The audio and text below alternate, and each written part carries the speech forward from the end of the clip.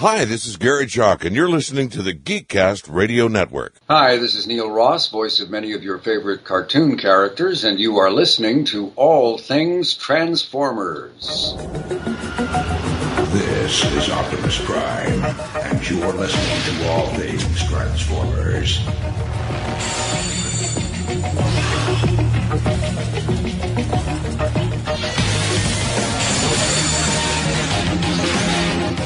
Hello and welcome to an all-new generation of All Things Transformers as we get the origins of any and all Transformers fans that we can. I am, of course, TFG and Mike. Today's guest is none other than the Transmissions Podcast leading expert in Empires of Rust. It's producer Mike. Hello, sir. Hello. How are you doing today? I'm doing pretty all right so far, I guess. At least the air conditioning didn't impede this recording. Bad Transformer. Stop it. I gotta say, that was one of the more epic introductions that I've ever been given, so thank you for that. Absolutely. And yes, you are the producer over at Transmissions Podcast with Charles and Jeremy and Dr. Pants and that number 99 Beast Wars fan Daryl. You also run Empire of Rust, which is the first ever only Transformers. You guys have some weird the world's first and only Transformers RPG podcast. There you go. And yeah, you guys can head over there. I've got the links in the show descriptions to check out what Mike does over there at Transmissions. But here on All Things Transformers Origins, we like to figure out how you got into this crazy fandom. It's a story. That's good. RC, stop this crazy thing. Did you grow up with Transformers, and at what age do you remember first noticing the franchise? See, that's the thing. I don't actually remember when I first got into it, because when I started getting Transformers, I was, 4 or 5 years old or so, and I remember very little of that period of my life anyway, probably because of, all the drinking and everything. But yeah, so I actually don't recall the exact moment I got into it.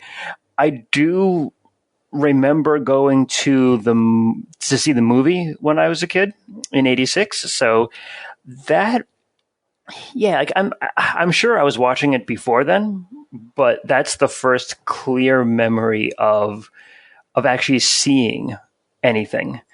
Because I had some of the old VHS tapes that came out, so I had some of those and what have you. But yeah, so yeah, when you say when you first remember, it's literally I've remembered this my entire life. I don't ever remember a period before knowing about this franchise. Yeah, it's same for me because you and I are pretty much the same age, and I remember first seeing I don't remember 83. I was 3. 84. I was 4. 85. I was 5. By 85, even though He-Man had already gone off the air, even though Voltron had already gone off the air, Transformers was still going because they were going into their second season, but you had all the syndication because, as we all know, as every podcast in existence has ever said, the 80s was animation syndication. So, yeah, I want to say for me, I remember fall into winter of 85 and then 86 onwards, obviously. I never saw the movie as a kid. You missed out. I never had the opportunity to hide under my bed or cry in a closet. Or you missed out on all the tears, man. Every single one of them. Yeah. Nowadays, I cry tears of joy at the end. Till all are one. That's right. You are the damn leader. The truck doesn't matter anymore. I take it you're a big Rodimus fan there, huh? Oh, yeah. I like Optimus. I respect Optimus, but Optimus ain't no god.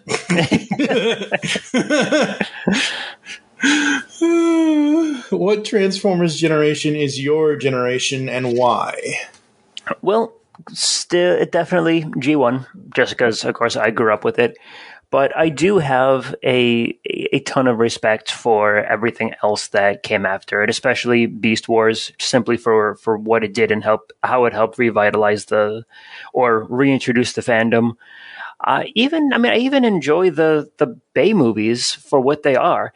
I mean, I don't think the writing for them is really great, but they did really introduce an entire new generation of fans to the franchise. And I think the kind of like renaissance that we've had these past, like 10 years for just constant Transformer stuff coming out and constant media, I don't think we would have had that without the Bayverse stuff.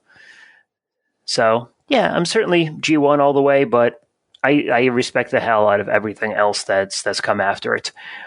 With the exception of Kiss players and everything,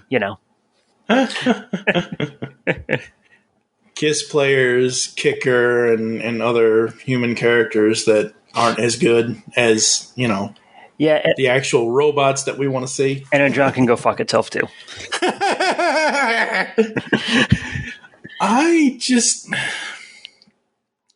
By that time I was, what was that, 2004, 2005, I just wasn't, I was getting back into it, but I saw those cartoons and I'm like, Again, I can respect what they did because that was at the beginning of the big 80s revival phase that happened. But objectively, they're not good series. I think the only good thing out of them, even though it's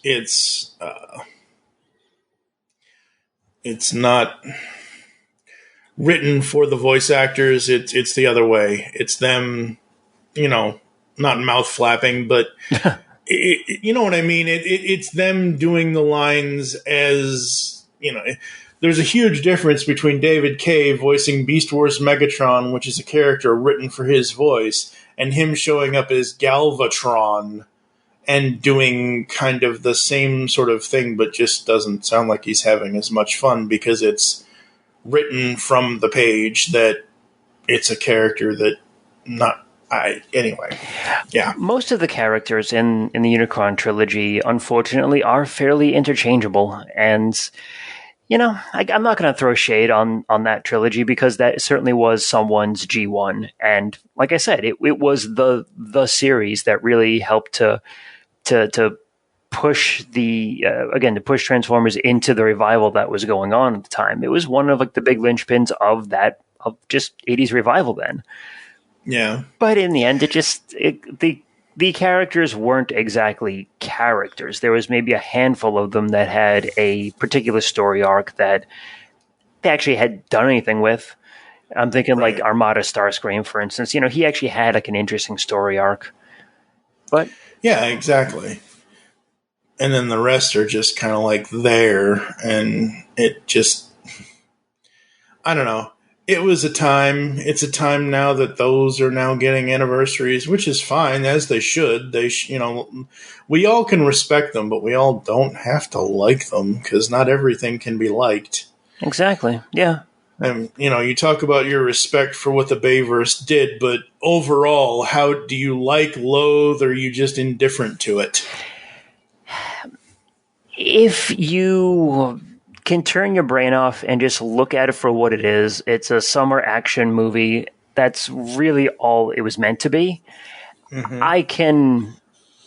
I don't want to say enjoy, but I can tolerate it, certainly. Mm-hmm. Except Revenge of the Fallen. There's no excuse for that.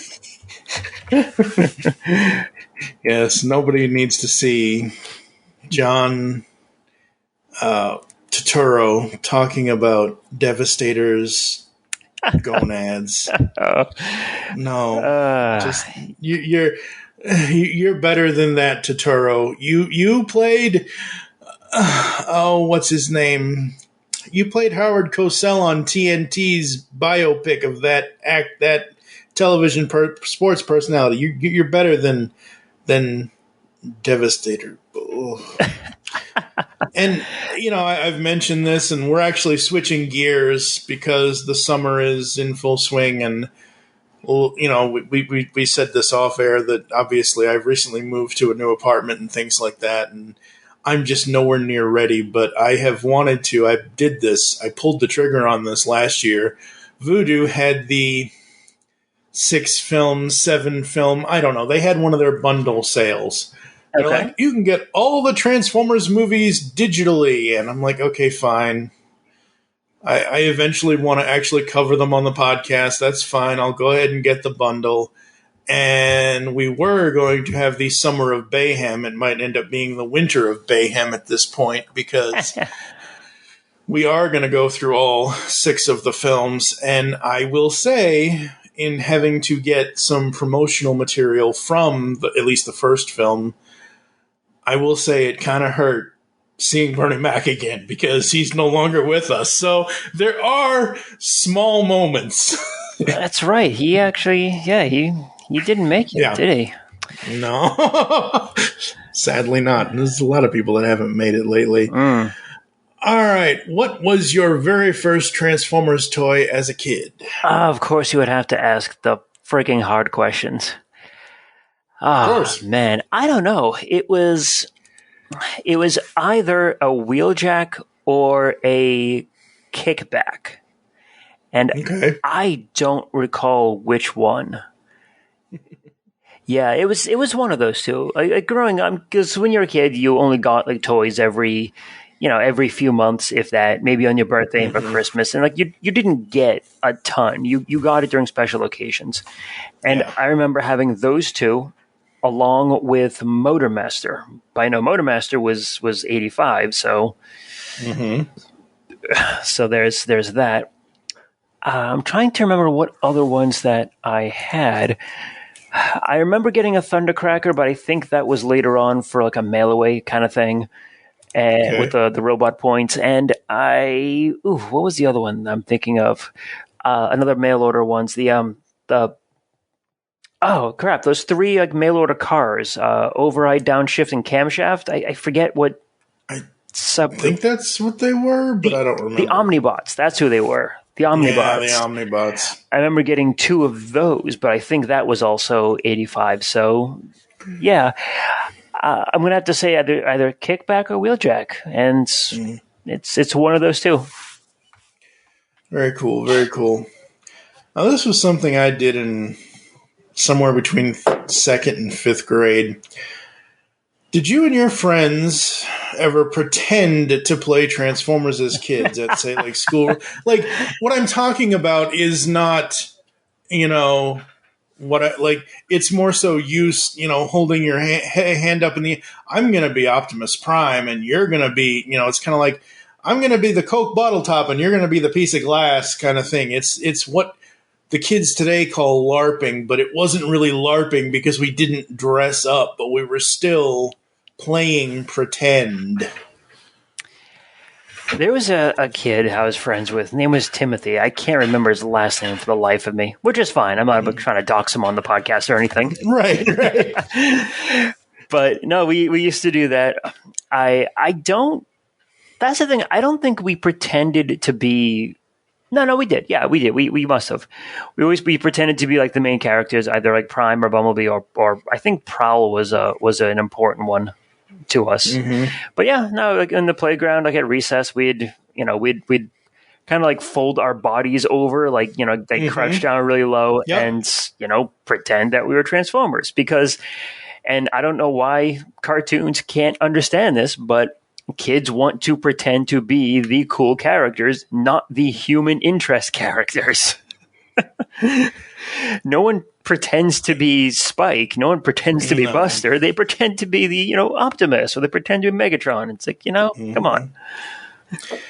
I mean, I will say, even as a kid, I always found it interesting in those first few episodes when Spike was doing his Dear Diary sessions at the end of, like, More Than Meets the Eye parts 1, 2, and 3, where he's kind of narrating and writing his thoughts. Like, I liked that, but yeah, I wanted to be, Bumblebee, or I wanted to be Hot Rod, or I wanted to be, once I got a little eviler as I got older, like Cyclonus or Astro Train or Rodimus.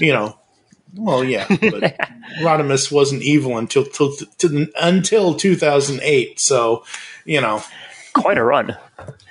That's right. All right. Who is your end-all, be-all favorite character from any Transformers incarnation? You can pick one Decepticon, one Autobot, one Maximal, one Predacon. Well, my Autobot is pretty easy. That's Fort Max. Really? Yeah. Unusual answer, isn't it? Yeah. I remember getting Fort Max for Christmas in, was it 87, 88? Mm-hmm. Whatever Christmas. Somewhere around there. Yeah, whatever Christmas was after that. But I remember getting him, and that was like the one big giant Christmas present that I got for that year. And, I still have that figure complete to this day too. So it's Wow. super exciting. Whenever someone puts out a Fort Max figure, I'm always buying that no matter what. So I got like most, if not all, of the third-party stuff that came out. I picked up the Titans Return Fort Max too. So yeah, definitely one of my favorite characters. Now for Decepticon. That's interesting. You know what I'm going to do? I'm going to mix it up a little bit here. I'm going to choose a Predacon for my bad guy. Well, yeah, you get one of each. Decepticon, Maximal, Predacon, and Autobot. So. So I got 4. Shit. Yeah. Here I was. I thought I was being clever. No. It's okay. All right. Well, for Predacons, I'm going to choose a Megatron. Beast Wars Megs, because... That's predictable. You know what? Screw you. But no, I mean, I'm serious. Like, literally everybody. Like, don't get me wrong. I'm fine with you. That's your choice. That's your choice. I'm not gonna, take my gavel and say this is illegal. Sorry. But like, seriously, like Fort Max. Okay, what's the story? You just obviously told the story behind that, but like, that's not an answer that I get often. So, all right, Beast Wars Megatron for your Predacon. For you, what is it about Beast Wars Megatron that makes him your favorite Predacon above, say, Waspinator that gets no respect? It's going to have to be David K. That's literally the saving grace for the character, because that is the entire character right there. I mean, look at the other options. You have Scorponok, who is just kind of a no one. Waspinator doesn't get any cred or anything like that. I suppose like Black Arachnia is a fairly compelling character in her own right, which is certainly a good choice. Mm-hmm. I mean, you have Tarantulas, just like, okay, sure, whatever. Everyone else kind of feels a bit flat, a bit one note, whereas Megatron is compelling to listen to. So excellent. Reinforcements have arrived. Prepare for a full attack. What? We outnumber them more than 2 to 1. Yes. We have twice their firepower. Yes. Well, we should give them a chance to surrender. No. Certainly is a more generic choice, but you know what? Still my favorite out of that one. Okay, Decepticon? Decepticon. Oh, God. I don't know on Decepticon. I'm going to go to the Maximal first. Okay. Just because I have an easier time with that. Tigatron. Okay, yeah. No big reason for it. It's an appealing character. Mm-hmm. Kind of this, this long enough to make my head spin. This intense loner. He doesn't really need anyone. He's perfect the way he is, but he still finds his connection, like an Air Razor and everything. So I find that a really compelling character as well. Yeah. Now, as far as Decepticons go, I'm going to have to narrow down my choices here a little bit. So, Megatron, no, I don't really think Megatron's my favorite. No one does that to me and continues to function. Although some incarnations of him have been pretty interesting, so, but I'm going to skip out on that one. Mm-hmm. I think and I'm going to have to go with actually a very similar Toy Story for this one as well. I'm going to go with Scourge, G1 Scourge. The Autobots took the key. So you let the Autobots beat you? I let nobody beat me. It was the energy from that blasted chamber. It overloaded me, then hit their ship. That plasma energy's lethal. It nearly killed me. You will follow them, you will get the key, and you will destroy them! That suits me fine. Partly because that was the first Decepticon toy I can remember getting as a kid. And the unfortunate part is it wasn't even the original Scourge. It was the Target Master Scourge with his partner there, Fracas. Right, yeah. Which is a great name for a gun, Fracas. Yes, exactly. But yeah, I think I'm going to have to go with that because when I was a kid, I wanted to be the Autobots more than anything else. So I didn't identify with the Decepticon characters as much as I did the Autobot ones. Because I can look at like any of the Autobot like characters and figures that I picked up, and it's like, okay, I remember that character. I remember I liked him because of X reason or because of this or whatever. Scourge is one of the few Decepticons I actually have that kind of story with. So, yeah, I'll go with that. I'll go with Scourge. Very cool, very cool. What other characters, just in general, no specific faction, but what other characters do you like? Beast Wars Dinobot is always a favorite, just because of the story arc that he had in the show. That's always fun. You sure about this, Chopper Face? I inflicted considerable damage on Tarantulas. He cannot have gone far, and he will no doubt have the counter-virus. Yeah? Well, you better hope so. For your sake. Excuse me. Are you implying that the current situation is somehow my responsibility? Well, you did start it, gearhead. I beg to differ, cheese lips. Pre-evolved bird brain! Eater of garbage! Sheesh, and they call me the immature one. Fort Max in the IDW comics continuity, I loved his portrayal in that. That was really, really good. Springer was always an interesting character that I liked to see, but didn't always like his interactions. He was kind of a dick in the cartoon. Yeah, he's a little home-wrecking mofo, is who he is. Like, how dare you, cock-block the future leader of the Autobots. I knew I'd get you with that one. Uh-huh. Oh, boy. Are there any Transformers characters you hate? I've actually never been the biggest fan of Wreck-Gar. And it's a little bit of a weird take. It's not that I hate his character design or anything like that. I think that I tend to latch onto language a little bit and how people talk and the perspectives you get with people and how they talk. And trying to listen to Wreck-Gar is just it's a literal pain to listen to. It's like, what the? It's like I have to translate what he's saying in my head, and it's like, all right, this just is not appealing. Just shut up. I don't want to hear you no more. I'm a pepper. Wouldn't you like to be a pepper too? News at 11. Don't touch that dial. No, touch the dial. Switch. Switch off a Wreck-Gar, son of a bitch.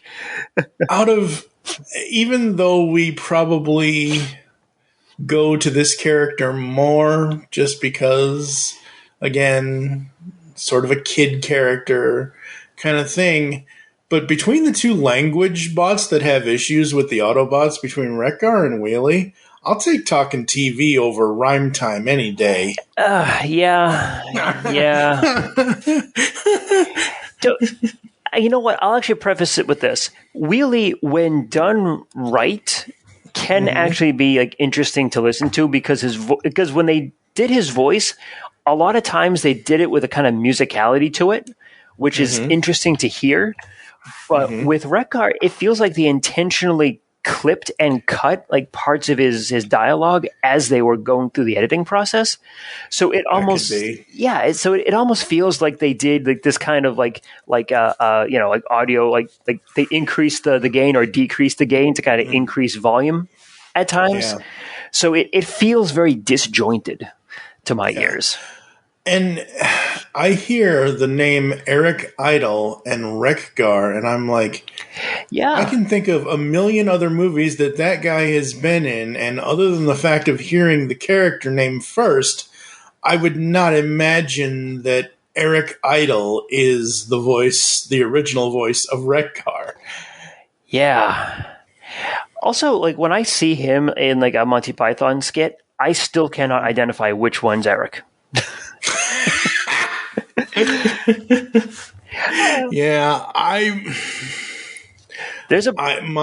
Go ahead. There's a bunch of them on there. I mean, like there's a bunch of like names. I'll like when I see the credits, I'll recognize like half the names. It's like, oh, okay, oh, all right, cool, yeah, that's all good. I still can't pick out which one he is. Mm-hmm. Yeah, I was too young at the time, and I never got like I know the French Taunter, like I know that skit, but I've never. I don't know. I'm one of those people that if I've been exposed to it before, like if I saw it as a kid, I would revisit it as an adult. But it's not and it's no disrespect. I just. Over your lifetime, as you got older, did your interest in the Transformers franchise grow stronger or get weaker? I think everyone who grew up with G1 did have that period kind of in the 90s where interest just waned because very little was being created. And the same thing was true for me, too. So once the G1 series ended, because when I was growing up, I watched the cartoons. I wasn't really aware of the comics until much later in life. Same, yeah. So when the cartoon series ended and then switched over to the G2 like Space Cube version, like there just wasn't anything else out for me to do. And of course, without that being in the zeitgeist for the world, like or for America at least, I lost interest. I didn't pick it up again. Well, no, sorry. I did like pick up bits and pieces here of G2. So I picked up like a full Constructicon set in G2. It was the first like complete combiner that I ever did, and it was like it was like 6 figures, like $4-5 a piece, and it was like $30, which of course was a fortune for me at the time. But yeah, like I don't think I had anything else for G2 aside from the repainted Constructicons. And it wasn't until... let's face it, there was no real G2 cartoon. They just slapped on a interesting... This is our new animatic feature. Oh, and by the way, here's G1 recycled. Yeah. So there was no... there were G2 toys and there were G2 comics and things like that, but we never got a Generation 2 cartoon. Absolutely. And it's unfortunate too, but I mean, I'm sure Hasbro just looked at the sales and said, "Hey, you know what? It's just not worth pursuing as much anymore." Yeah, it's better if we just use the power of the cybernetic space cube, the computer enhanced story. And you got to think that was what 92, 90, somewhere between 91 and 94 that they were re-airing those. Because it was definitely way before Beast Wars came along. And I remember as a kid, He-Man and both He-Man and She-Ra had ended by 87. Mm-hmm. And I was like, okay, that's done. 1990 comes along, He-Man's back. And I'm like, okay. 10-year-old me looks at it, takes one look at that intro and like, New Adventures of This is not... Where's Castle Grace? Was Space Skeletor? Nope, not even going to happen. So by the time 91 to 94 rolls around, by 91 I had my own Apple IIgs at home, and we had all the modern Apple computers at the time in schools and stuff and everything else. And it's like computer enhanced stories. I saw this episode like 6 years ago. So yeah, no, it's not. It's funny. I was actually just talking with the rest of the Empire Rustcast about He-Man when we recorded last weekend, and I was mentioning the New Adventures of He-Man, and no one had any idea what I was talking about. Because only a select, like we've already said, Armada, Energon, Cybertron, those are going to be someone who is, 6, 7, 8, 9, 10, 11, 12. That's going to be somebody's introduction in the early 2000s. And the same thing can be said about, I don't know why, but the New Adventures, like, that only really requires people who were our age at that time of being 6, 7, 8, 9 in the 80s. Like, Sure. God, that cartoon. All right. Was there ever a moment in your life when you were just through with everything Transformers? You're like, nope, I'm done. I'm out. Get rid of it all. Not really, at least not by choice. Like I said, like the early 90s were just like a dearth of content. So, like I was out of it then because no one was making shit. But I mean, it wasn't really an intentional choice of saying, no, I'm done with this kid stuff. I'm done with this nonsense. And that's that. I mean, I think the closest time I've ever come in my life, honestly, is, and this is patently like not true either, is like now, because I actually sold off a good chunk of my collection. Like I sold off a good chunk of like the Unicron figures that I've had, the Unicron Trilogy figures, not the Unicron figures. Yes. I mean, if you were sitting there selling, HasLab Unicrons, you'd be rich because, $600 a pop. Yeah. Yep. I mean, that's going for like almost $2,000 nowadays too. So, I kind of wish I picked up like 2 or 3 of these things just to resell. I mean, seriously. Oh my, yeah, I know, but oh my, I can't even. So as of this recording, this episode is going out in a couple of weeks, but as I am speaking the sound of my voice, you're not hearing the sound of my voice, but as of this recording, later in, I believe it's July 21st, and hopefully this episode will be out by then or before then, GameStop has the shared exclusive of Funko Pop Jumbo Unicron based on the HasLab Unicron. I'll go to GameStop. I'll buy a Funko Pop, a Unicron. I don't need to spend no $600. $40 for a 10-inch figure? Great. I don't need a figure that's 70 feet. I know it's not 70 feet tall, but I think you're exaggerating just a little bit there. Well, and the thing of it is look, don't get me wrong. I think it's absolutely amazing that we finally do have a fully functional planet and robot Unicron for the Transformers. That's absolutely amazing considering what was made almost 40 years ago and since then until the HasLab thing came around. But I'm sorry. Half the time, even the people I knew that were backing Unicron, I don't know where I'm going to put this. Yeah.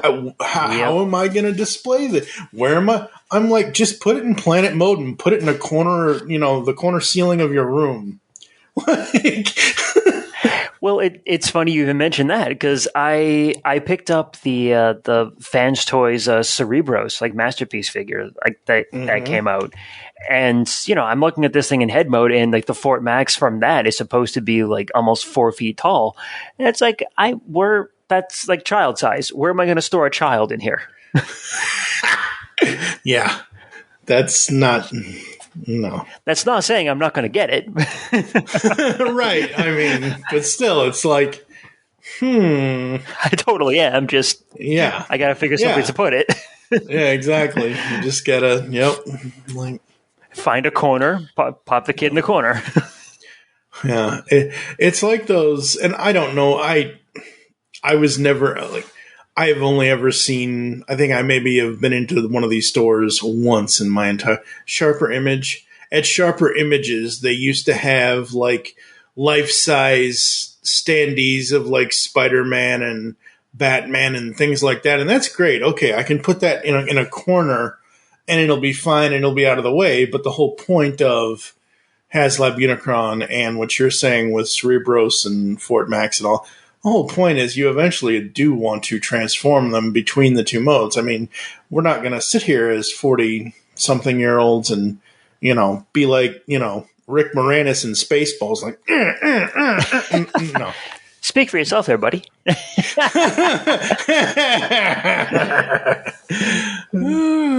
You did not see me playing with my dolls again.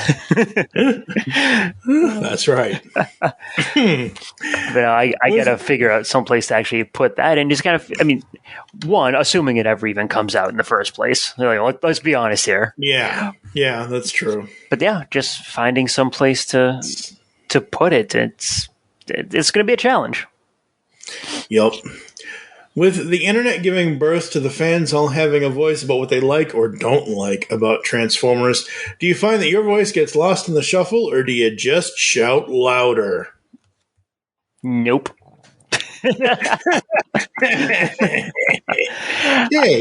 I'm not the kind of person to really like jump into like online arguments either. It's like, like once it starts getting like, hey, no, this person said this and this says this, like I've done with this. I have enough drama in my life. I don't need to add fandom drama to that. Yeah. But consequently, no one really hears my voice as much. So, yeah, because you're always behind the mic most of the time. True. Yeah. Yeah. But it's fans in any fandom, but especially in Transformers. I think the big fandoms, like for example, like Star Wars. I don't want to lump Transformers into the same category as Star Wars because it's clearly not in the same category.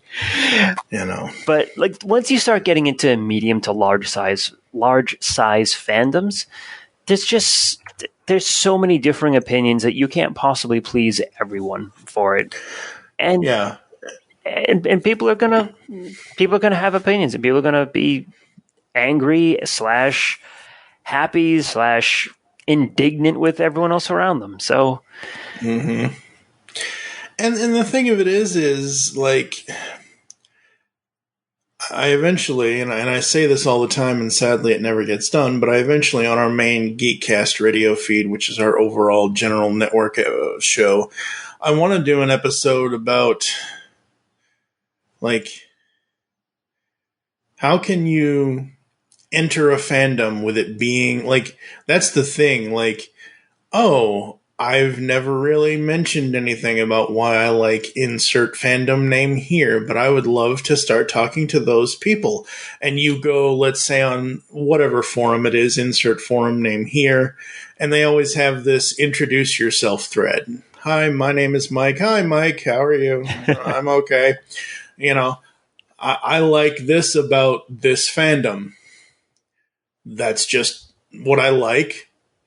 This is who I am, and then like 7 hours later after you've posted that and gone to bed, somebody's come in there and given you like a syllabus of reasons of why you're wrong for liking and I'm like, nobody is wrong for liking or disliking what they like or dislike. Oh, God, fandom. I actually wonder if it's a very intentional thing for some people to not try to like. So I think whenever you're part of a group, like a community, that community becomes part of your identity and becomes part of who you are, for better or worse.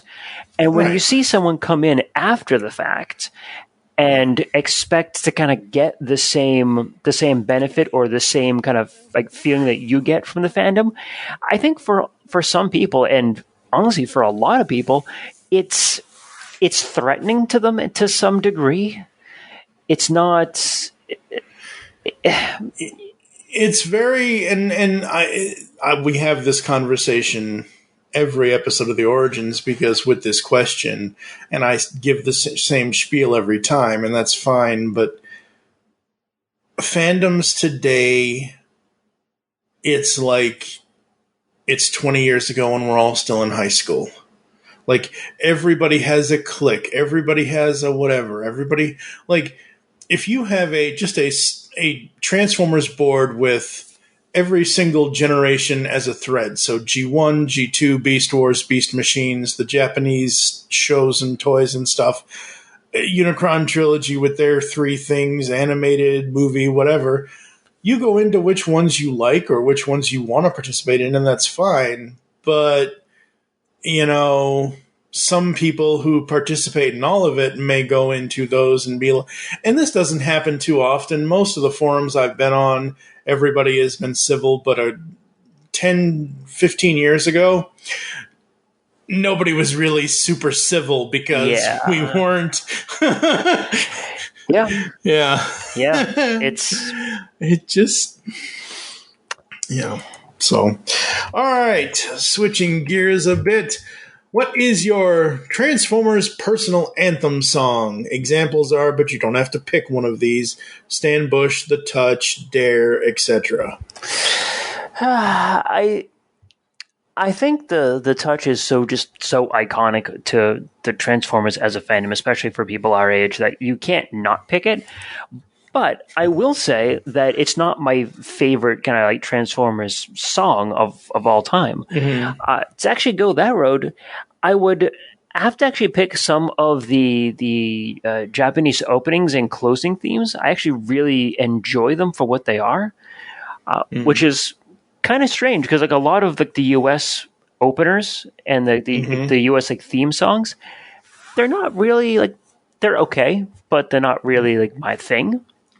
Yeah. Partly because they were designed as, as like 30-second like openers, whereas a lot of the openers for like for the Japanese series actually turns out to be like full on songs in their own right.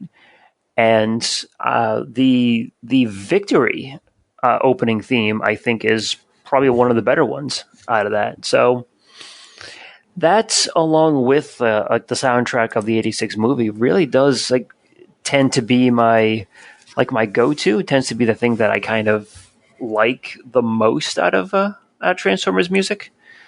Very cool. Not counting, like fan remixes and stuff like that. Like I've been on like the what's the website? The Overclocker. I'm blanking. There's I'm forgetting about the actual name of it. I think it's like Overclockers or Overmix or something like that. And it's a forum where they do a lot of covers of gaming music, but they also you'll find like Transformers remixes as well. And there's a bunch of stuff on there that's really good. Very cool. Very cool. How often do you go back and rewatch any of the Transformers cartoons? The last one I did a rewatch of was the Japanese series, and that was probably 3 or 4 years ago. I find it difficult to watch G1 again, just because they, I love the series, but let's be honest, objectively, they just weren't good episodes half the time. I mean, they were, but I think now, with us, seeing the franchise 40 years in the rear view, the way I always say it is, I won't ever watch all 98 again straight through. Sure. But I will pick certain ones here and there. And I may watch them again straight through at some point in the future, but I recently did that last year. But, like, it's more of, I have I want to remember what happened to Slingshot in War Dawn, or how arrogant Rob Paulson was, kind of thing, or I want to, I need to hear, may the man rest in peace, I need to hear Dick Gaudier tell me, why'd I have to be the chosen one, kind of thing. It's just one of those things where it's like an episode here or there, is more than fine, and you get the gist of it. I think if you watch at least one episode per season, you get the gist of all 4 seasons. Sure. And I think part of my deal with it too is when I go back and watch like older cartoons and older animation, I'm actually like right now I'm doing that with the Japanese Voltron, the Beast King Go Lion series, and I'm doing it because I thought, or I know for a fact that for the U.S. release of Voltron, they tore the thing up, edited, cut huge chunks of it out for content and for objectionable material and everything. So I know they just destroyed the dub of it. Yeah. So I wanted to actually watch the original source material thinking, you know what, this is actually going to be like the storyline will make sense. There'll be a lot less serialized, a lot less episodic. There'll be like continuity between everything. No, there wasn't. It's not any better than the US Voltron. It just has some, like, you actually see people die on screen. Like, yeah, okay, and that's the thing. Obviously, when that was made and when it was imported over here, standards, boards, practices, and all that, and everything else, and yeah. I thought it was kind of cool that Sven didn't die, that he just kind of went off on his own little adventure or whatever it was that happened. And the funny thing is, I remember the pilot, but after that, all as I ever remember is Allura being there. I don't ever remember Sven being there, kind of thing. Like, I didn't even remember a lot of the times when he would come back. Because nothing, like, after the pilot, nothing happened. It was just the same episode. Like, and this is why I started watching the Japanese series, was because I was hoping that there'd be more continuity, more content to it, more variety, and it's not. I mean, it does the same exact thing that the US release does, just again slightly grittier. Yeah. And that's one of the reasons why I have such trouble kind of going back and watching 80s animation. I can do it with Transformers because I'm familiar enough with it. I know the content, I know the stories. It's like, all right, I'm watching it for nostalgia. But if I try to do that for something that I didn't watch when I was a kid, no. See, and that's the thing, and I've said this in many other episodes that I've recorded in the last, I want to say, year and a half or so. To me, the 80s was a plethora of content that we eventually came across and watched. So we may not have watched it when it released, but you start at, I think G.I. Joe started in 82 or something like that. Anyway, like if you just start at 83, you got He-Man. 84, you got Voltron and Transformers. 85, you got She-Ra, Thundercats. 86, you have...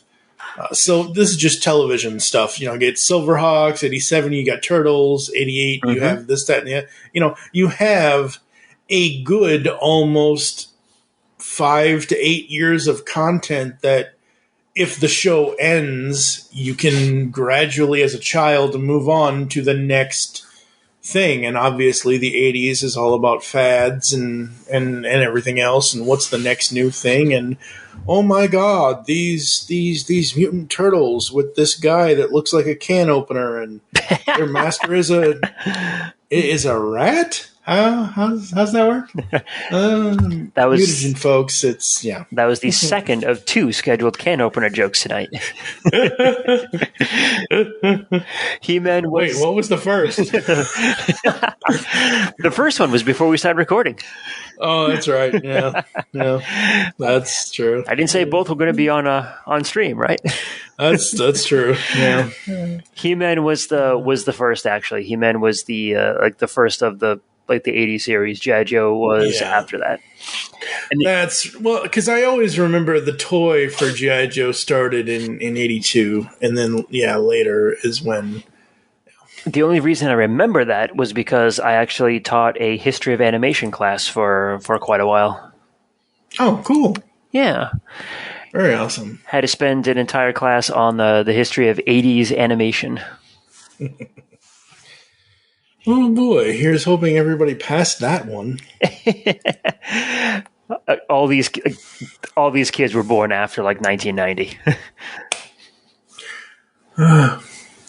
That's the thing, and I'm going to say this on a future podcast at some point for another show, but these reboots and remakes, just in general reboots and remakes, like, come on, just show them the original material as it was intended. Like, one I can just think of off the top of my head is one of my friends was like, "Oh, I'd love to see a modern day version of It's a Mad, Mad, Mad, Mad World." And I'm like, why? Yeah. There are no comedic actors as good as, Spencer Tracy and Jimmy Durante and Milton Berle. Like, there are great comedic actors today, and this is a whole non-Transformers discussion, but it's just one of those things where, like, I just saw...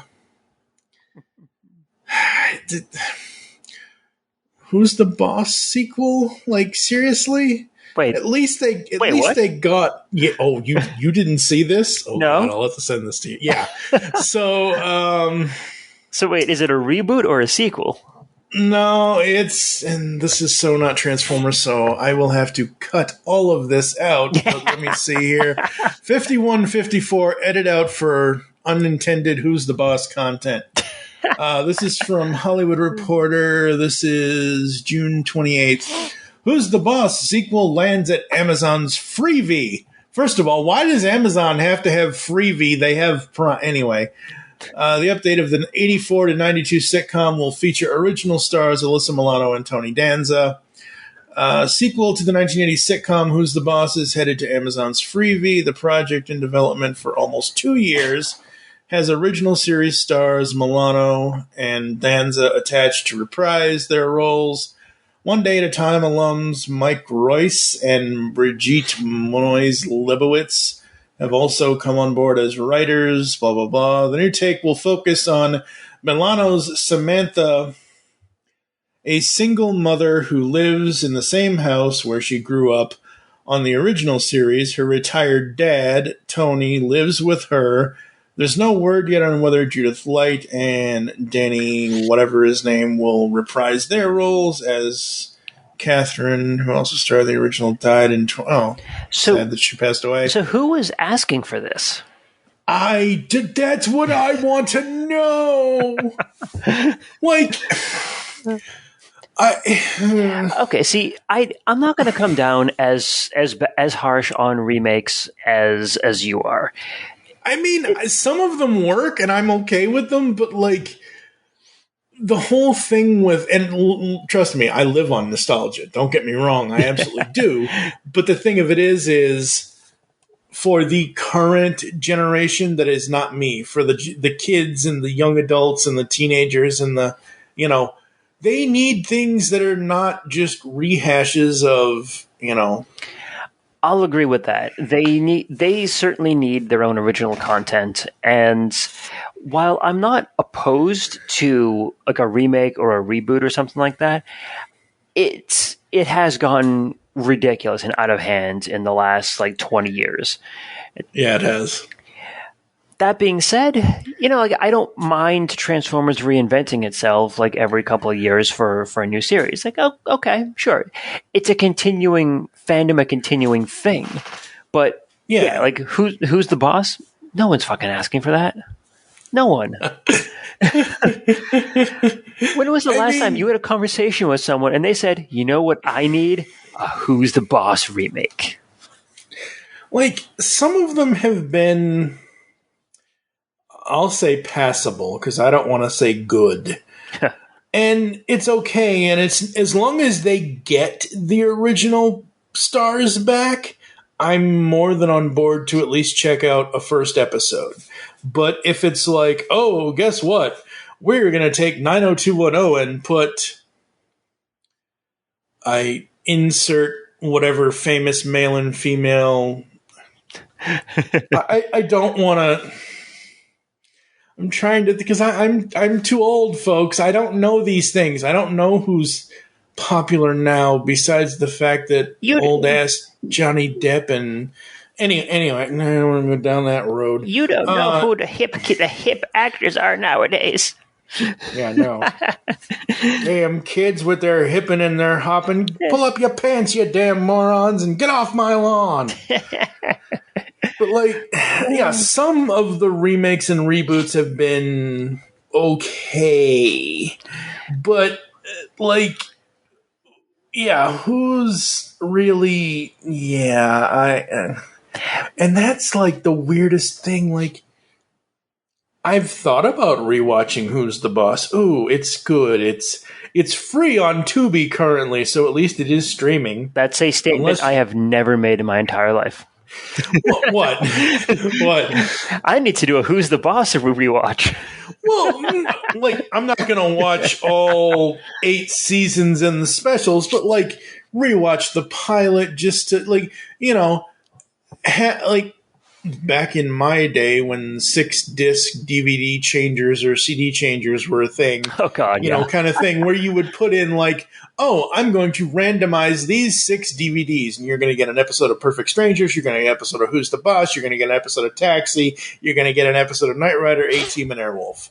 Like, that's fine, great, whatever. But, like, I'm like... Yeah, generally, like, until I saw that, like, literally until I saw that article, I'm like, I haven't thought of that in years. And I see Milano on Twitter and everywhere and all that, and please tell me my app did not...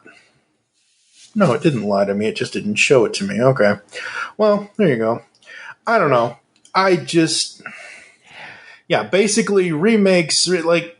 Normally, I don't really I try my best not to have a hard opinion on them, but I'm just getting so tired of them that it's hard and not like, how are we supposed to, even us old people, how are we supposed to like new things and find new things when you keep, and I'm not counting Transformers, because Transformers is, like you already said, it constantly has different... They're not trying to redub Peter Cullen from the 80s to, you know, to re-show, like, Generation 3 through the cybernetic internet hole or whatever. You know what I mean? Like, well, you know what I mean? Yeah, like, they're not trying, like, they're not doing that. They're having new series. They're going the cheap route by using Netflix, which gives them no budget and all that. And don't get me wrong, those actors are like, I love Marnosha's Megatron. That's one of the greatest Megatrons I've ever heard. Sassy Megatron? Yeah.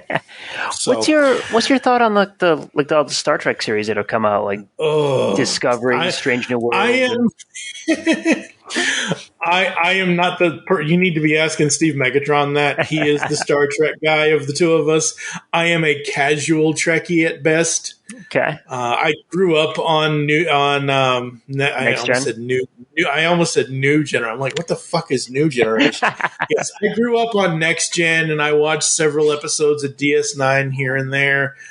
My first Star Trek film in theaters was First Contact, so I was never... One of the best ones, so good choice. Obviously, yeah. But yeah, no, I'm not the person. You can more than definitely get an hour and a half out of Steve Megatron on his opinions of the Star Trek stuff, and you'll be fully satisfied. Sadly, that's not me. All right, let's see here. I recommend that you try out Lower Decks. Because it is... Everybody says that. Because it's so light and so easy to get into, and then it's like 10 episodes, like they're 20 minutes apiece, and you're done. Isn't that McFarlane, though? Isn't that Mr. Family Guy? No, that's the Orville. Oh, okay. Well, I don't know. Which isn't a bad show. I'm optimistic about the next season, but I will agree that I don't like him as a captain. Yeah, I don't even know. I can't even give you an opinion on that because I don't. If a new Kelvin Universe film comes out, great, fine. I'm all on board for that. But other than that, I leave Star Trek to the professionals, and that ain't me. Fair enough. All right. 1 hour, 15 seconds, 16 seconds, edit point. Coming up next, we all love Transformers comics, God, that sucked. God damn it. 1 hour, 30 seconds edit. We all love Transformers comics. Which incarnation do you love and why? There's only one correct answer to this, and that is the More Than Meets the Eye Lost Light era of IDW. It's the only correct answer. I will agree, but I will say that Rid and Optimus Prime are also good in their own way. That's actually, sorry, I made a mistake. The More Than Meets the Eye and the Robots in Disguise era of it. That's what I'm talking. Like those two series. Phase 2. Yeah. The fantasy element, the fantasy aspect of More Than Meets the Eye, that was great. Like all the character development we get going on there, and all the political machinations in Robots in Disguise. Love that. Yeah. Absolutely. It's the only correct answer. And I will fight anyone who disagrees. Marvel who? Marvel what? How big is your Transformers toy collection? Oh God, do I? Why is it always about size? That's what Starscream said. I will put it this way: I sold off in the last 3 months 140 figures. Okay. I still have over 1,000. Okay. How do you keep track of all of that? It was a couple of years ago. I started keeping a spreadsheet of the figures that I picked up. Partly just so I didn't pick up any duplicates or anything like that, but also just to keep track of how much I'm spending on it, because I don't want this to take up $3,000-$4,000 a year out of my life. Yeah. I mean, I buy a significant amount of figures. That's I get that, but at the same time, I don't want to be the kind of person who's all right, here's 20% of my income going to Transformers. So, so I keep a budget and I keep track of how much I spend on it. So that's why I know the exact amounts. Very cool. It's just safe. Exactly. How do you feel about non-transforming Transformers like Funko Pops?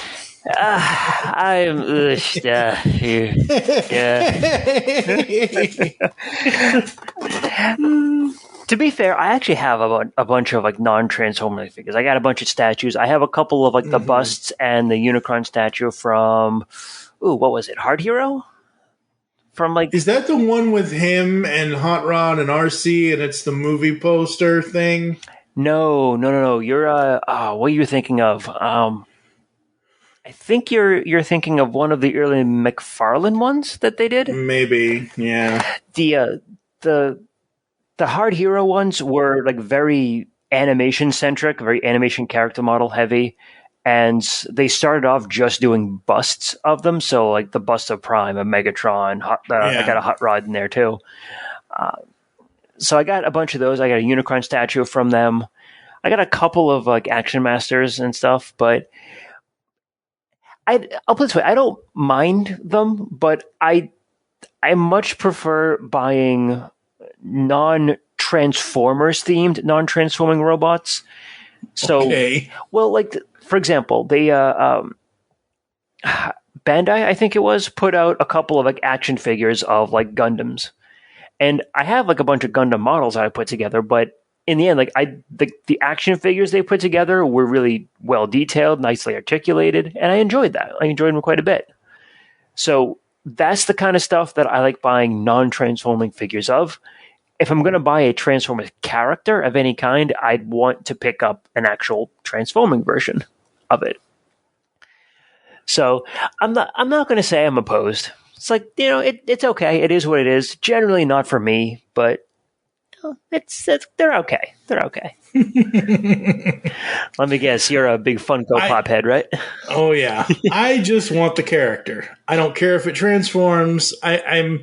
I'm too old for play pattern. I just want the damn character. That's fair. That's fair. A friend of mine picked up the Red Soundwave, or the RED Soundwave from Walmart a few months back, and I gotta say, it's a really cool looking figure, and it's really neat. Not something I would have picked up for myself, but still.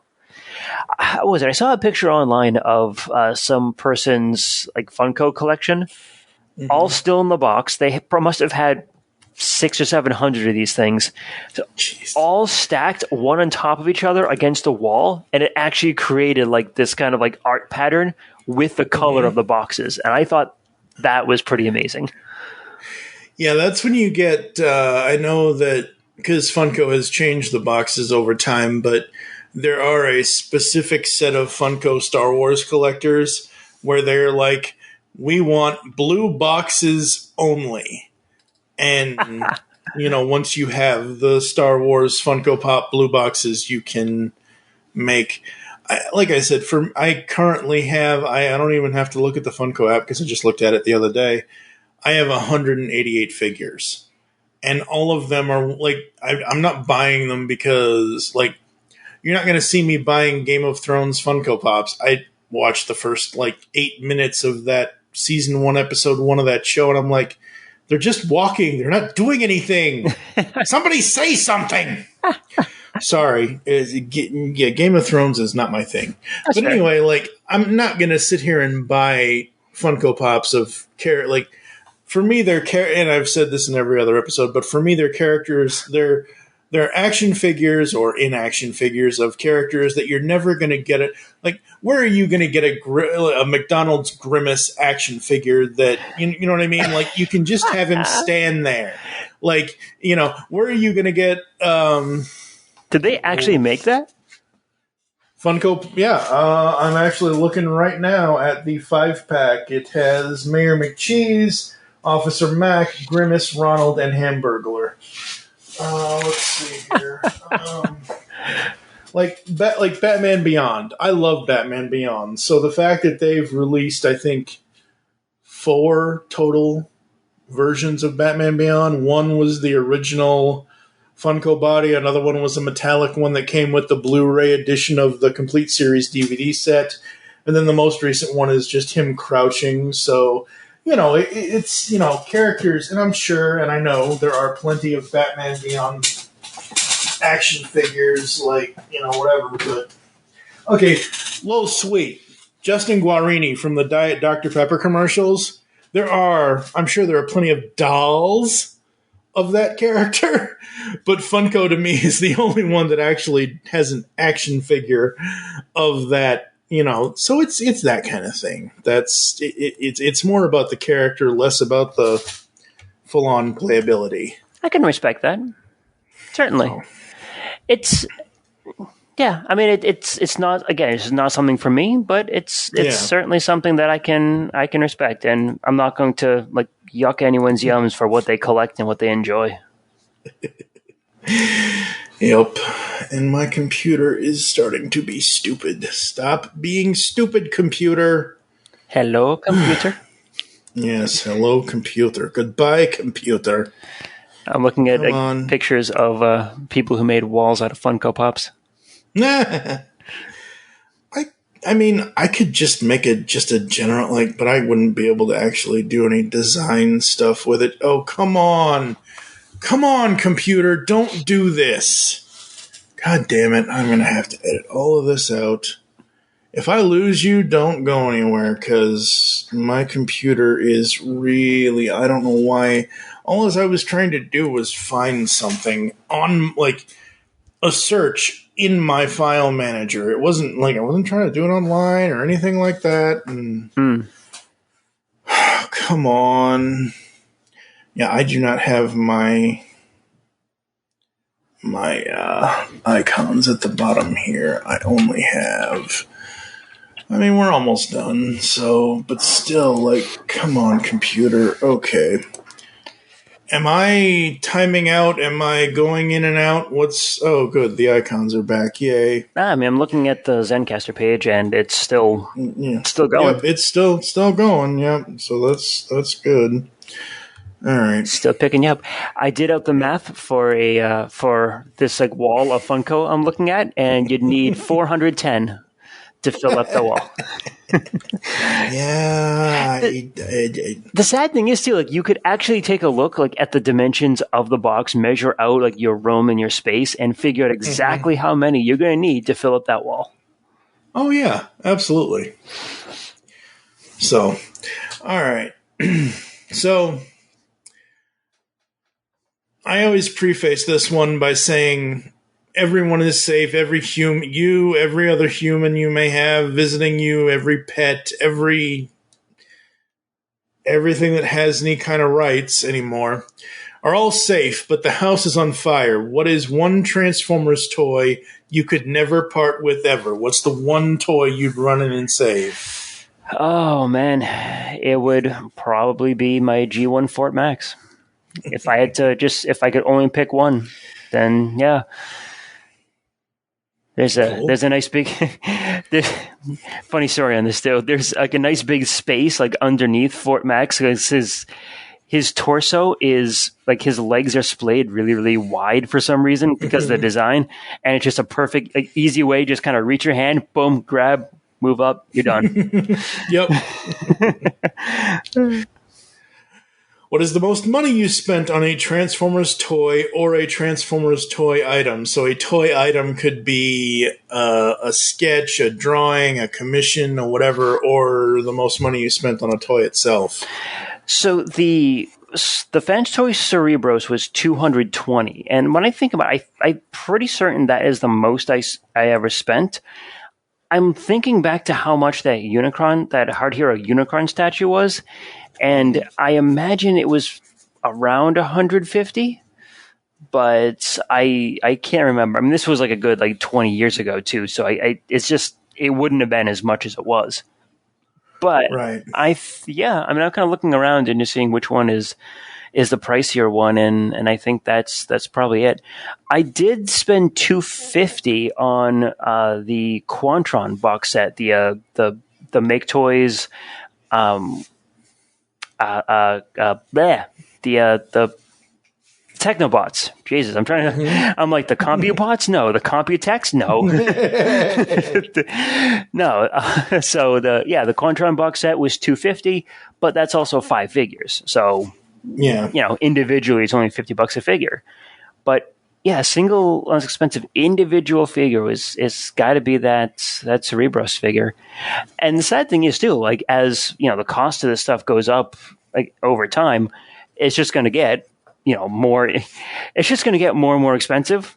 So I'm kind of thinking hey, maybe I should take a look at how much things were back in the day, and then try to do the math out for inflation and see if it's actually, if that percentage wise is the most expensive thing I've purchased. Interesting. So as far as I can tell, the statue that I have been referring to over these past months and such was the Diamond Selects Unicron, where it's him on a base with Quintesson heads around it. The Transformers logo is at the front of the base. And it's got Daniel and RC and Hot Rod. Hot Rod is holding the Matrix. And it's got Unicron's tentacles stuck in the... Yeah, so... Yeah, that's the one that I've wanted for the longest time, because it was always a cool... Oh my god, this is the fight for Cybertron. This is the...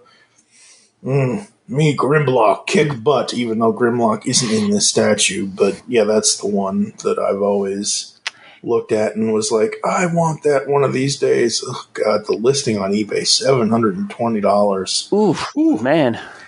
Yeah, no. That's a spicy one. Yeah, that's a definite spicy meatball for Unicron. It doesn't even look that big either. I mean, how... It's not. That's the thing.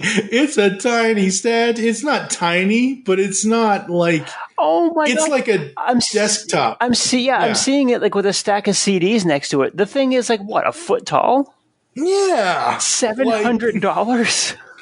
That's the only eBay listing I saw when I just did Transformers Unicron statue. I knew if I just did that, I'd find it immediately. I don't know. It was just always one of those things I wanted, but not at that price. Take a look at the Hard Hero Unicron statue. I did. Yeah, that's pretty good.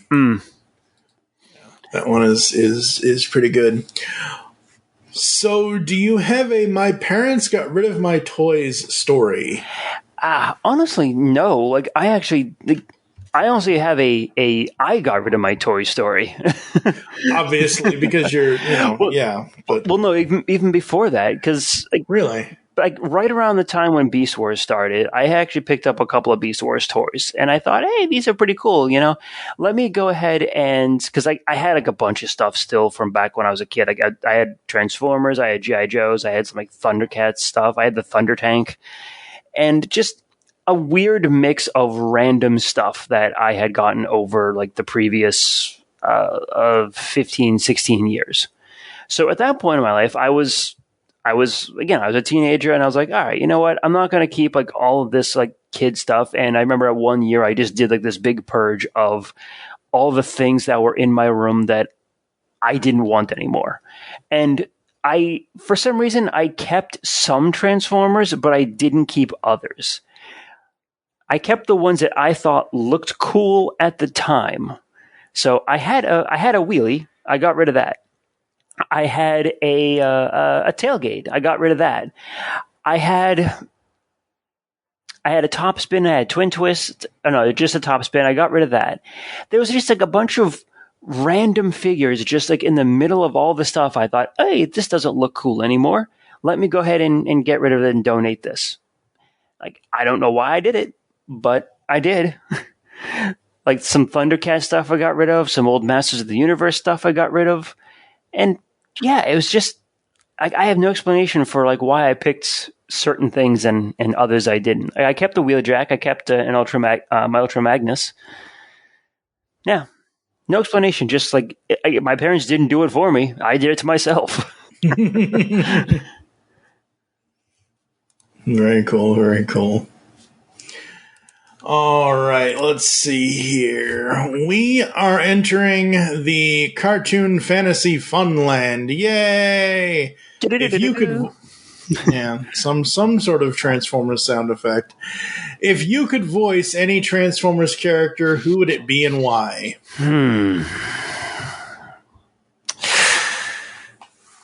Ironically enough, not Fort Max. I think I'd pick a. Okay, I'm going to give two answers. I'll pick Perceptor because I think personality-wise it probably matches me more than anything. Okay. And I'll also pick Starscream because I have to voice him for the Empire of Rust cast far more often than I would like. And I've been told I do a decent Starscream. Well, talk to me, Starscream. We'll get to you in due time. Don't worry.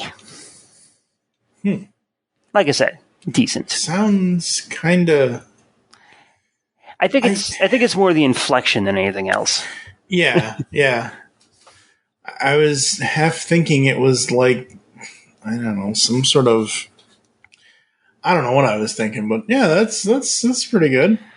I can't match Chris Latta's voice. There's no way. Well, I mean, nobody can. I mean, I am still so years and years ago.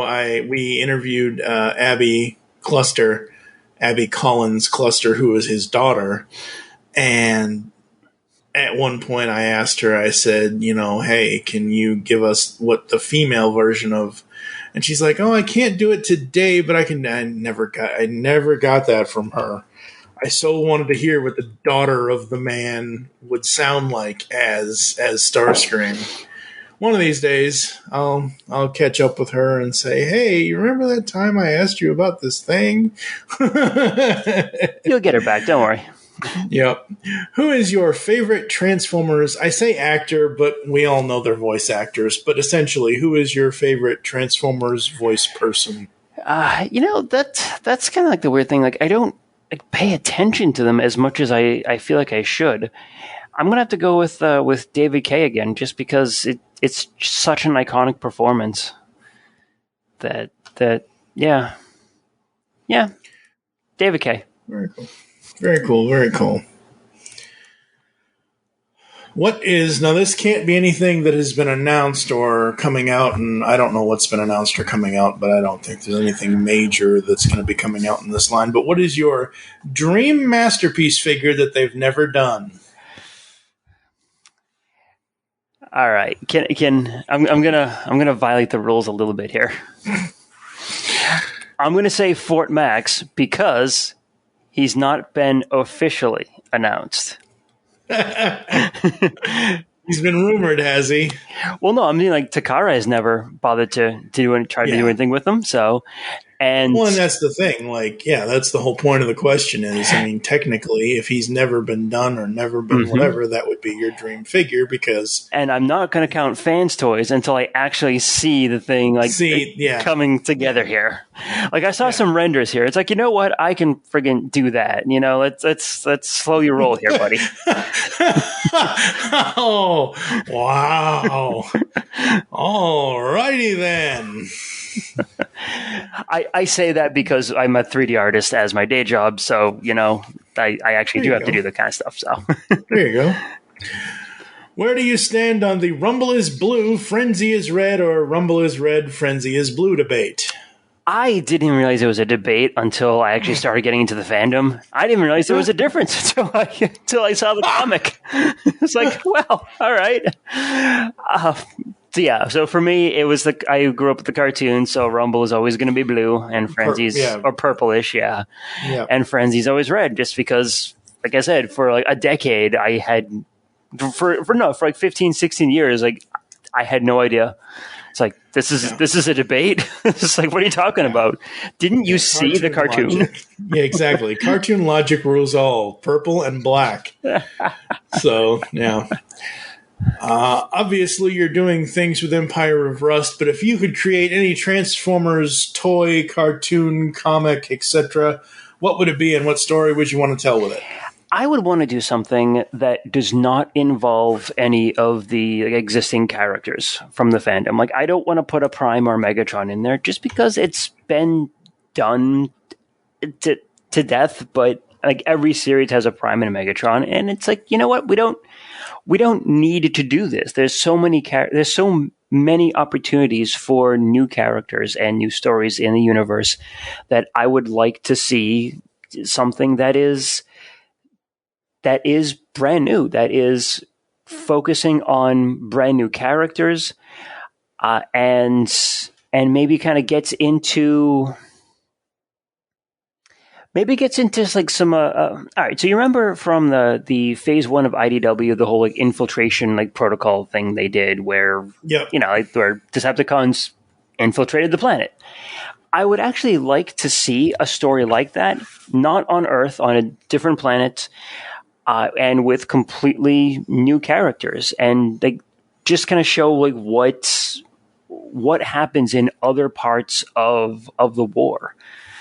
Because I found that I really enjoy like war stories like that, but not where like the main players are. Because let's be honest, like Prime and Megatron have traditionally been the leaders of their factions, the leaders of these war efforts, and for a typical person or for typical like soldier in the war, they wouldn't meet Prime. They wouldn't meet Megatron. Like, they would hear about them. Maybe they met him once or twice, but that would be like the highlight of their lives, you know? Yeah.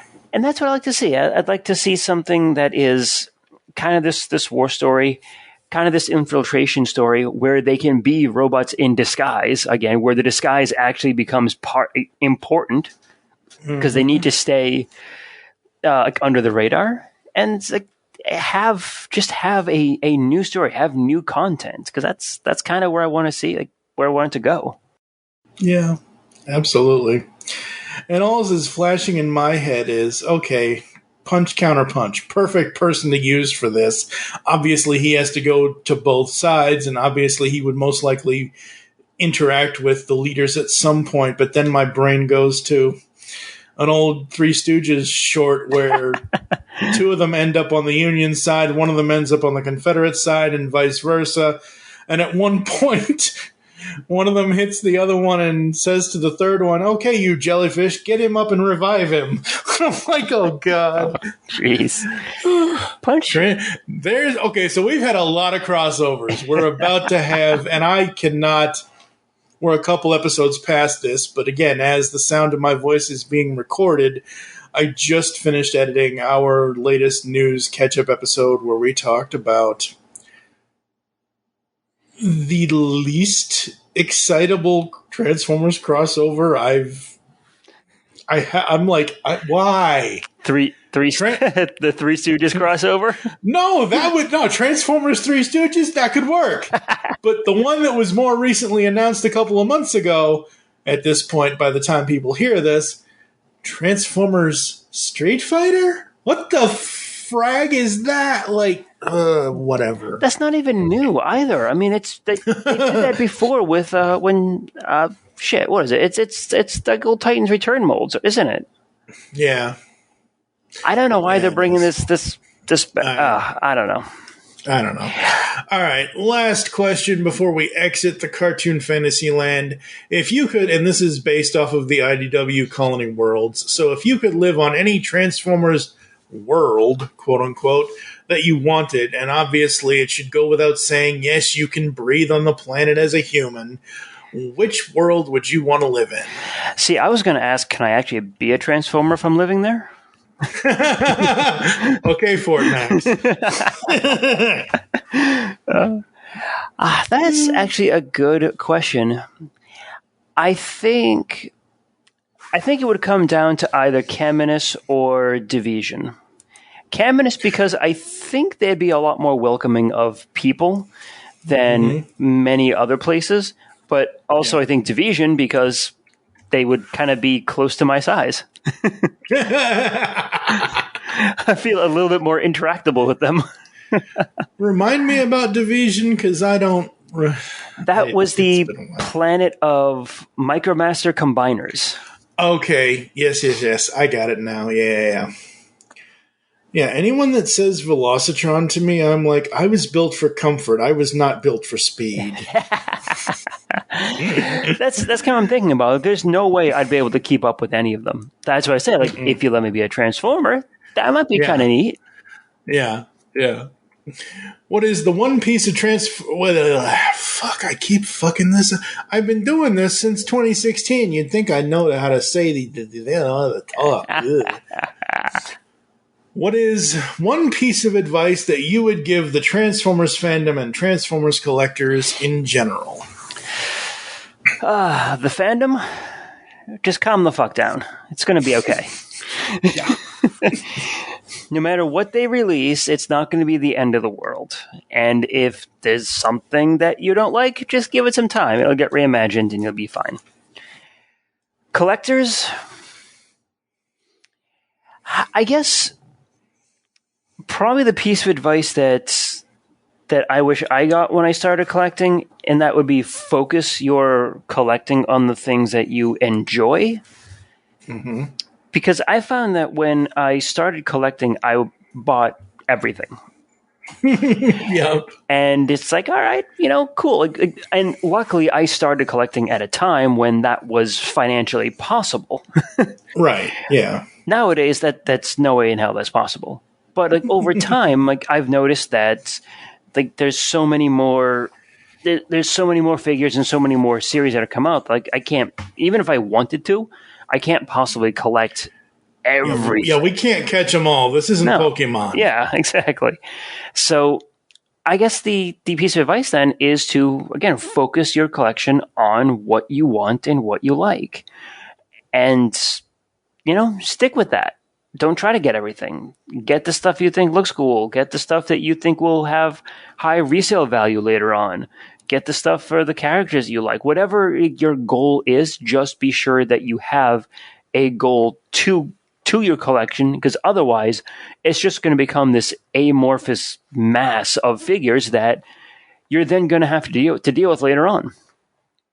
Yep, absolutely. I mean, I picked up everything from the original RID series, and it's like I haven't touched these figures in months, if not years. Mm-hmm. It's one of the reasons I sold sold the Unicron Trilogy collection I have. It's because I noticed okay, I'm not touching these. And the people who grew up with that are getting into their disposable income now. So it's like, all right, let's go ahead and sell that now and have them have a collection that they like, from stuff they grew up with. Yep, absolutely. Yeah, usually that's most of the. I mean, especially with the what's the one piece of advice for the fandom? The calm the fuck down is always the answer, because seriously, yeah, people, calm the fuck down. These are toys. They're pieces of plastic. It's cartoons. If Transformers went away tomorrow, your life is not going to end. It's okay. And the only time, it was still there, but there was, like we've already said in the past hour or so, there was nothing new. Like from 88 to 96, like there really wasn't. There were the G2 toys, but there was no There was no new animation that wasn't, just recycled in a cybernetic space cube. All right. Before I get any more, a little salty on that one. Of course. Really serious? You're going to show me this, at least for the time. Okay, new animatic of Optimus Prime kicking Ramjet's ass, or whoever that green jet was, Skyquake or whatever the hell it was, and then you're gonna just, here's More Than Meets the Eye Part 1. I'm like, I saw this when I was 5. Anyway, we're going to take a quick break. You're going to hear some ads and some other stuff, and we will come back to close the show out after this. Like science fiction? Of course you do, or you wouldn't be listening to the Geekcast Radio Network. Well, the Marku 42's Universe podcast is an award-winning sci-fi radio show that's been around for over 10 years. We cover everything from Doctor Who to the MCU to pop culture and everything in between. A new show drops on Tuesday mornings on the GCRN website and all of the major podcast platforms. So listen to the Marku 42's Universe podcast from the universe and beyond.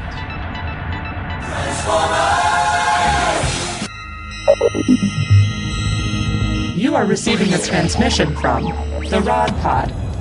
Upload pending.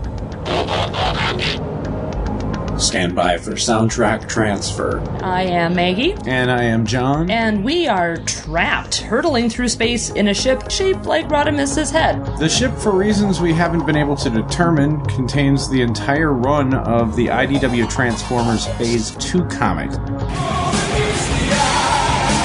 which chronicle the events following the end of the war between the Autobots and Decepticons. So we figure we may as well read them all in order and report our findings to you. Stand by. Stand by. Upload complete. Now.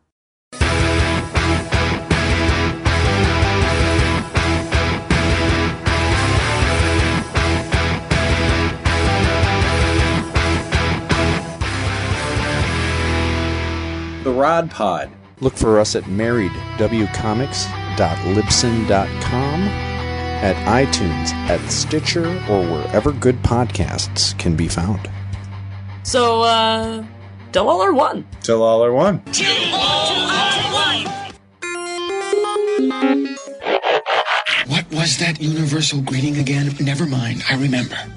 Ba weep grana, weep nitty bong. Hey guys, it's Rodimus Primal, and be sure to check out my YouTube channel. Join me as I have Transformers discussions, retrospectives, toy reviews, and more. You can also follow me on Twitter at Rodimus Primal, as well as Facebook and Instagram at Rodimus Primal Show. Transform and roll out, and be sure to check out my content till all are one. Last big party of the summer, folks. Let's go out with a bang. Discover a world of vintage and modern toys that's more than meets the eye with the Triple Takeover Toycast. Hosted by toy writers and photographers Toybox Soapbox, 6O, and TF Square 1, this informal and chilled-out series of discussions cover everything from vintage Transformers to Mask, Diaclone, Microman, and more, be it nostalgic or current. Whether you're a seasoned collector or a casual robot enthusiast, all are welcome. Triple Takeover Toycast.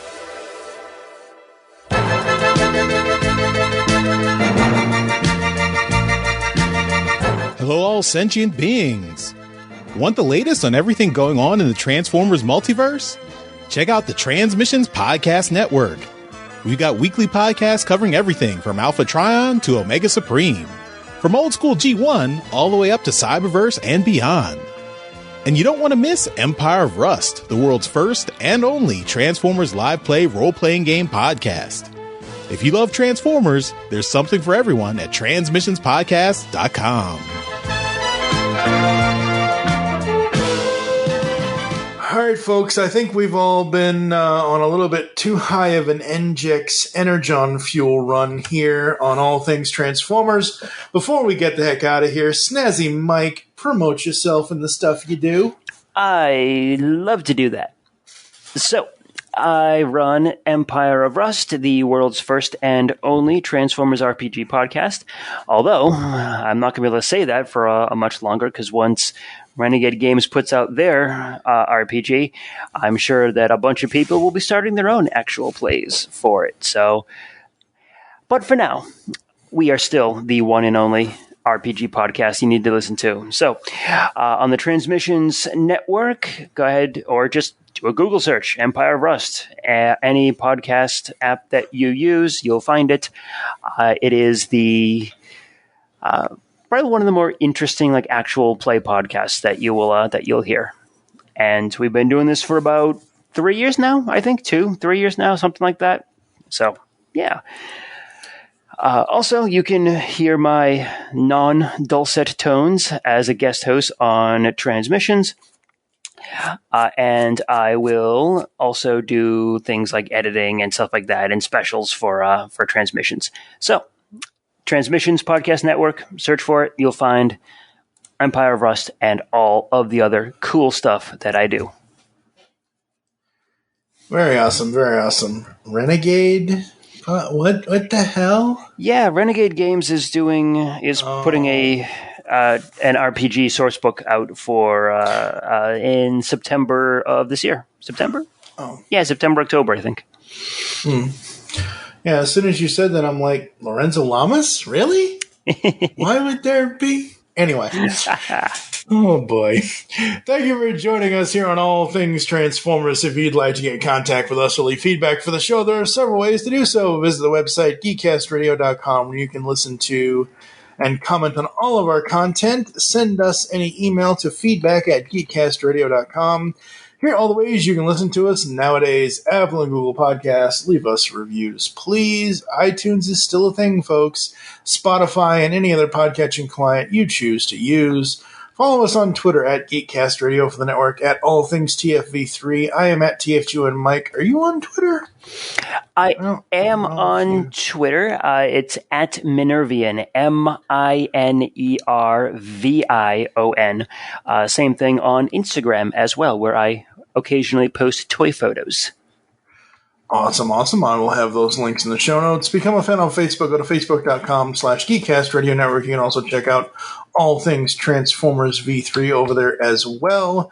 For now, I am TFG and Mike with Snazzy Mike. We hope you'll transform and transcend here with us next time on All Things Transformers. Yes.